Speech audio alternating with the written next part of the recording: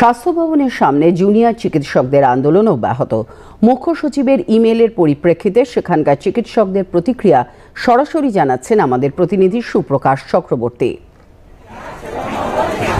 দেখো, স্বাস্থ্য ভবনের সামনে জুনিয়র ডাক্তারদের যে অবস্থান তা কিন্তু প্রায় এক সপ্তাহ বেশি হয়ে গেল চলছে এবং এখানেই ডাক্তারবাবুরা তারা রাতে থাকছেন এবং এই আন্দোলন যাতে চলে সেই জন্য সব ধরনের সহযোগিতার হাত বাড়িয়ে দিয়েছেন এলাকার মানুষও। তো আজকেই মুখ্যমন্ত্রী আবার একবার জুনিয়র ডাক্তারদের ডেকেছেন। বিকেল 5টা নাগাদ মুখ্যমন্ত্রীর বাড়িতে সেই বৈঠকের জন্য ডাকা হয়েছে এবং চিফ সেক্রেটারি মনোজ পন যিনি মেল করে জানিয়েছেন এবং যতটুকু জানা যাচ্ছে যে ডাক্তারদের এখন একটা মিটিং আছে, জিবি মিটিং, এবং তারপরেই তারা সিদ্ধান্ত নেবেন যে আজকের বৈঠকে যাবেন কিনা। আমরা সরাসরি এই আন্দোলনে যে ডাক্তাররা আছেন তাদের একজন ডাক্তারবাবুর সঙ্গে কথা বলে নেব যে আচ্ছা, মুখ্যমন্ত্রী তো আজকে আবার আপনাদের ডেকেছেন যে বৈঠক করার জন্য, কি বলবেন, আপনারা কি সিদ্ধান্ত নিচ্ছেন? দেখুন, সিদ্ধান্তের কথা এখন থেকে কিছু জানানো যাবে না। সেটা 26টা কলেজের যারা প্রতিনিধি আছে সেটা নিয়ে একটা আমাদের সম্মিলিত মিটিং হবে এবং তারপর যা সিদ্ধান্ত হয় সেটা আপনাদের প্রেস মিট করে জানিয়ে দেওয়া হবে।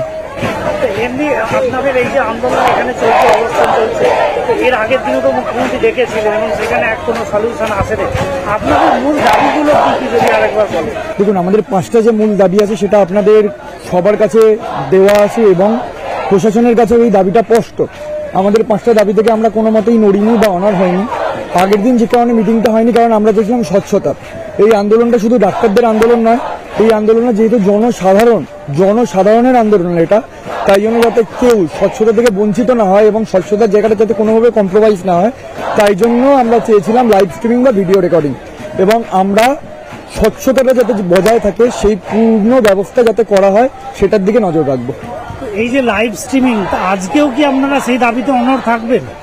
দেখুন, আমি আবার বলছি যে আজকে যে মেল পাঠানো হয়েছে তাতে বলা হয়েছে লাইভ স্ট্রিমিং বা ভিডিও রেকর্ডিং করা হবে না। এবার কি সিদ্ধান্ত হয় সেটা জিবি মিটিংয়ে ডিসাইড যা হবে সেটা আপনাদের জানিয়ে দেওয়া হবে, কিন্তু আমাদের মূল যে উদ্দেশ্য স্বচ্ছতা সেটা যাতে কম্প্রোমাইজ না হয় সেদিকে আমরা নজর রাখবো। আপনারা শুনলেন যে ডাক্তারবাবুরা তারা কিন্তু তাদের দাবিতে এখনো অনড় এবং তারা মুখ্যমন্ত্রীর সঙ্গে বৈঠকে বসতে চান। তো এখন জিবি মিটিংয়ের পর এই ব্যাপারে সিদ্ধান্ত নেওয়া হবে যে তারা বৈঠকে যাচ্ছেন কি যাচ্ছেন না।